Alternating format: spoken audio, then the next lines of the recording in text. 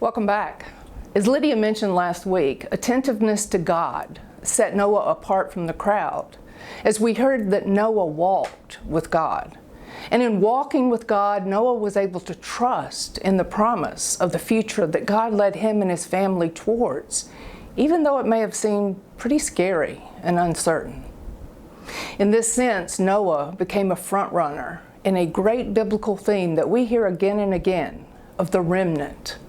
That is, the pattern of an individual or community standing against the tide of culture, actually bearing witness to God's truth and making a difference in the world, revealing new possibilities.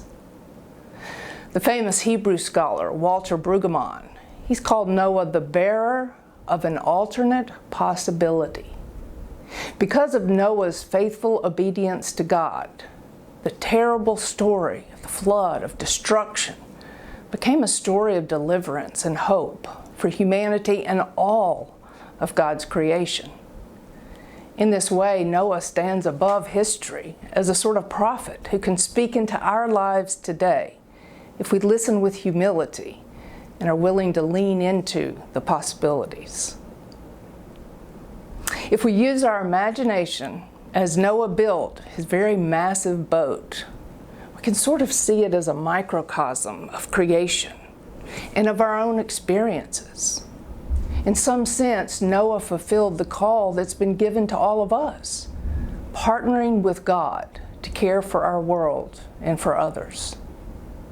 Twice in Genesis 7, we are told that flooding was relentless.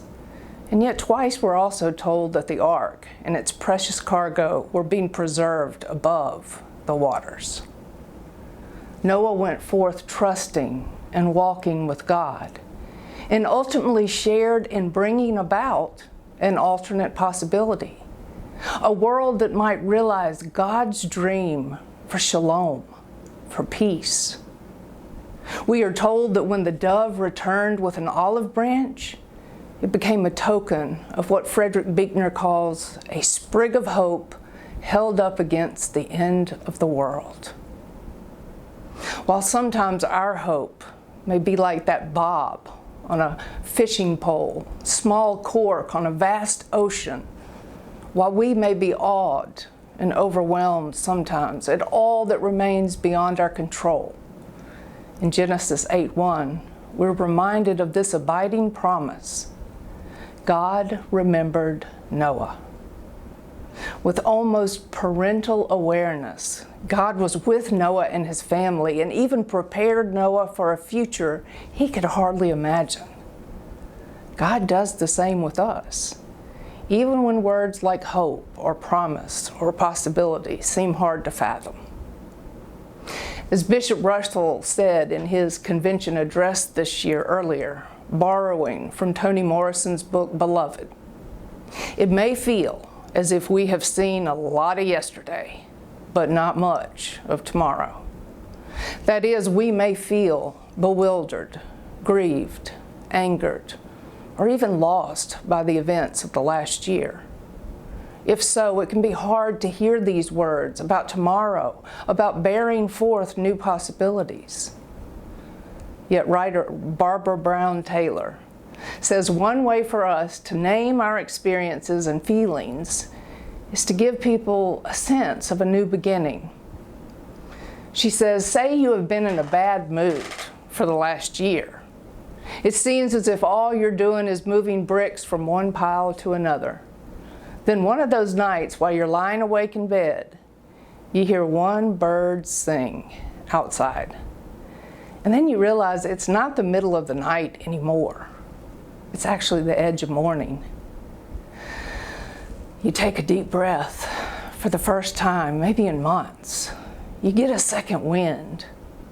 You can call this experience anything you want, but it may just be the beginning of a new tomorrow, a new possibility. Today, as those who are baptized and marked with Christ's cross, we are also called to bear forth this new possibility, and we all have a part to play. As we study and ponder this story of Noah and later the Easter story, we realize that the alternate possibility we are to make real is God's kingdom. If we dare to live into this possibility, to live in this way, we can make visible God's love and presence in the world.